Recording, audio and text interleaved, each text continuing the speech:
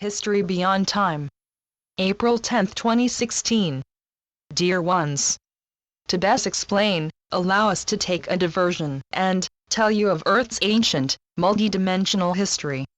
Before Earth fell into the present-day, third-dimensional vibration, in fact, even before Earth fell into the fourth dimension, there were no polarities.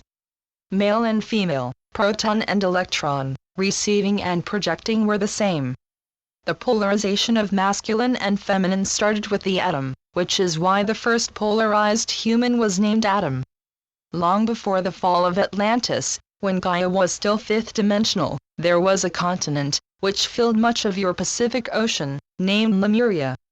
In the Lemurian era there was only unity consciousness. Hence, there were no polarities, and all beings were androgynous. Interestingly enough, it was the Lemurians who first started to experiment with creating beings who were polarized into a gender of male or female. Lower dimensional life. The Lemurians experimented with creating a lower dimensional being, as they knew that Gaia had volunteered to find the lowest dimension in which sentient life could survive. The Lemurians began their polarization experiments by splitting the atom into the polarities of positive proton male charge and feminine electron female charge.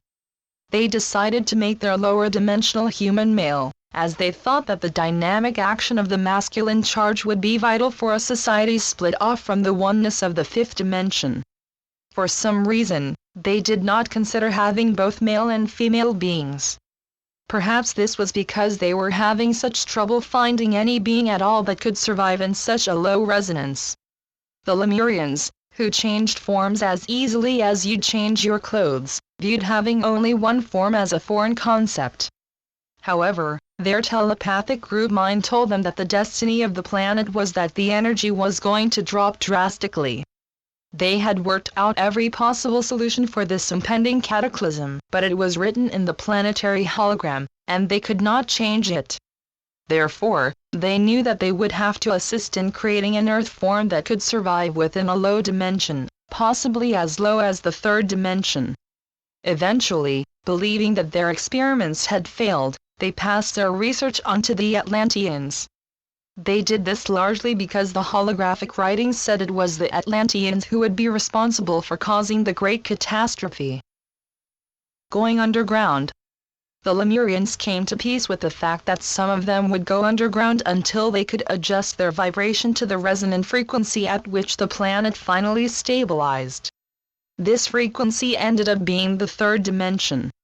It took millennia before their gracious bodies could create an angular, third-dimensional body with edges of flesh and foundations of bones.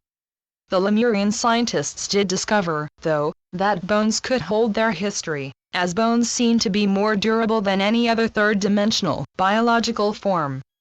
They believed, or hoped, that they could embed the history of their Lemurian civilization in the DNA of the bone marrow of the form they would ultimately take.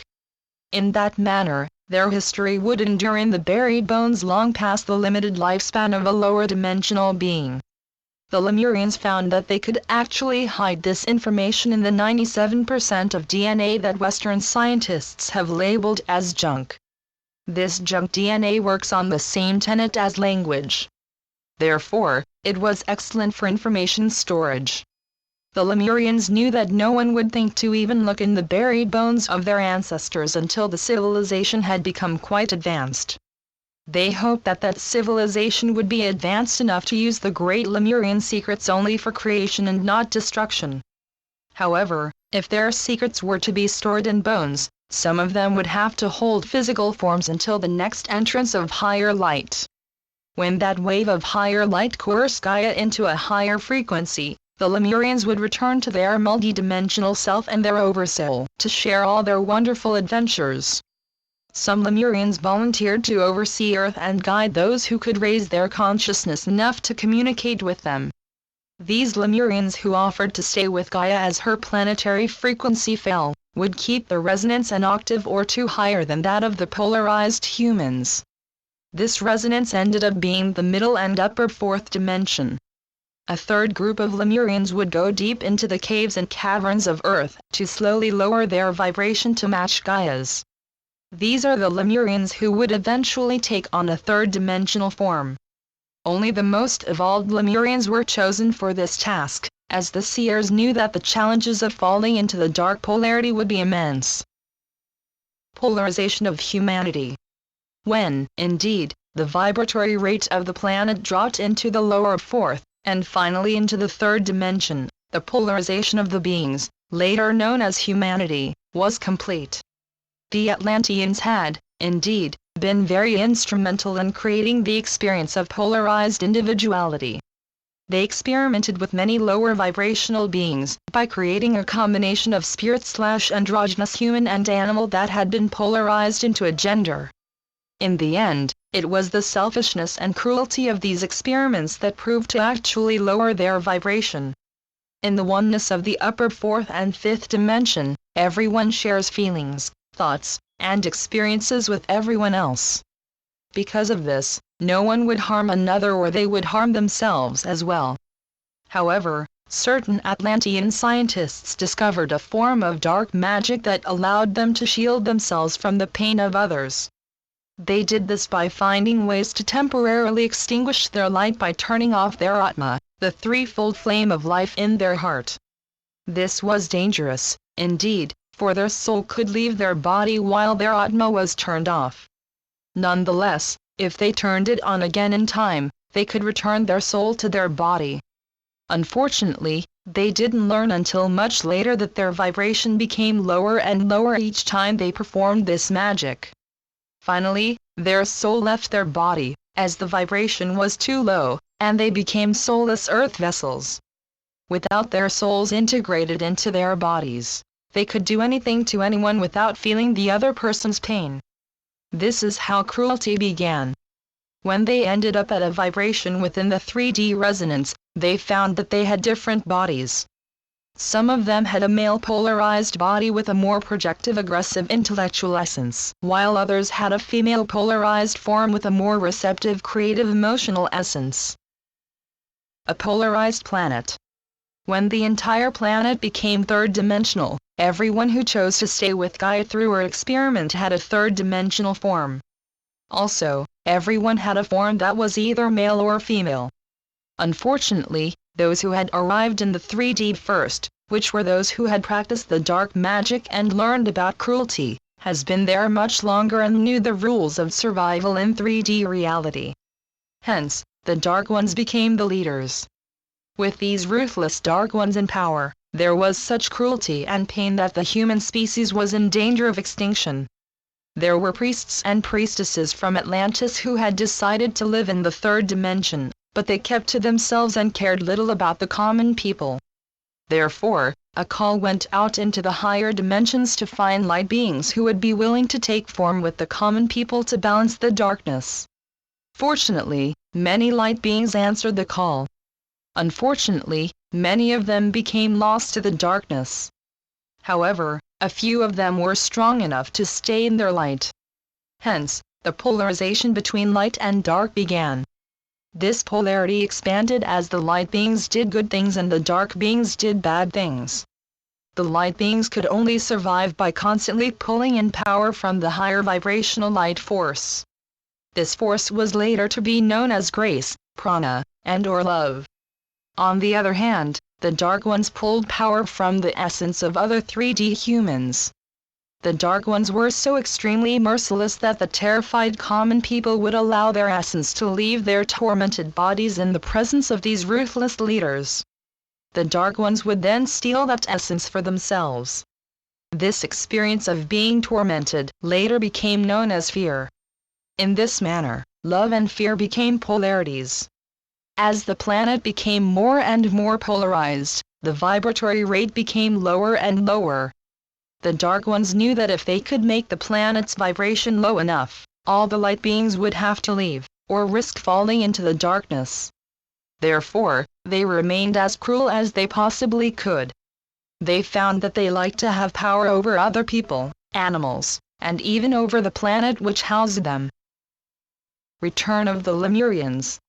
The Lemurians were finally able to take 3D bodies and became the native peoples such as the Native Americans, the Inuits, some known as Laplanders, Polynesians, Aborigines, Maori, and other indigenous peoples of Africa and the Americas. To this day, these offspring of the Lemurians serve the goddess Earth and respect the old traditions that were once Lemurian. Unfortunately, these societies eventually became conquered peoples, as they were no match for the cruelty of the Dark Ones who knew no unity with others, with the planet, or with their own waning light. Thus, the Lemurians waited again. They would never lose their connection with the land and with Gaia, and would secretly use their rituals and ceremonies to protect her.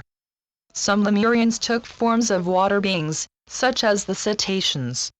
Fortunately, because the Lemurian soul was one with Gaia, they were also one with the galaxy. Because of this, they knew of the impending entry of the Great Light when they entered the Aquarian Age. These Lemurian descendants would have to just hold on until Gaia approached the Aquarian Age, in which the frequency of the planet would begin to rise. At that point, the forces of darkness would have to either take on more light or become extinct with the rest of the declining third dimension.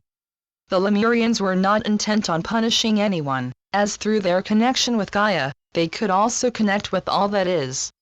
Within the unity consciousness of all that is, there is no need to punish others, as there are no others. There is only the oneness.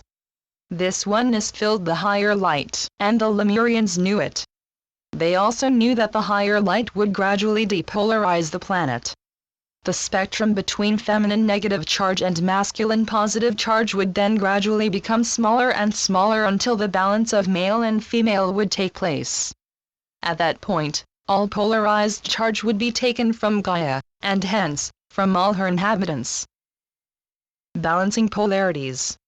Since Gaia is a collective reality, all of Earth's inhabitants have her light within them, just as Gaia has the light of Earth's inhabitants within her.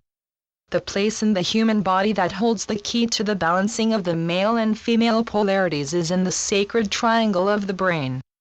The inner marriage of the male and female polarities, the mystical marriage within the sacred triangle of the brain, balances the polarities in the right and left hemispheres of the brain. Once these polarities are balanced, whole brain thinking is activated. The pineal and pituitary glands are polarized, in that the pineal gland is feminine receptive and the pituitary gland is masculine projective. Therefore, once these two glands can share, combine, and merge their essence in the third ventricle of the brain, the charges/polarities are gradually balanced in the earth vessel. Of course, nothing will actually be taken away. Just as the balance of male and female polarities equates to a fully charged battery, a balance of male and female in the brain equates to a fully charged biological computer. Without the imbalance caused by masculine and feminine polarities, males and females will become androgynous. The right negative electron and the left positive proton will blend into the whole brain. At the same time, the third eye will open to see the true vision, and the crown will allow the light body to burst forth from its shell, like a blooming lotus. Meanwhile, DNA holds the memory of being androgynous, multidimensional beings of light. When the brain returns to balance of masculine and feminine, the new biological computer will activate, and humanity will begin the journey home to the fifth dimension and beyond. Starship Earth, the mothership, with millions of small light vessels, light bodies, will begin the great galactic tour. Don't miss the voyage. It promises to be out of this world. Bon voyage Gaia. You deserve a vacation. Your ancient and galactic family. Channeled by Suzanne Lee. SuzanneLeePhD.blogspot.com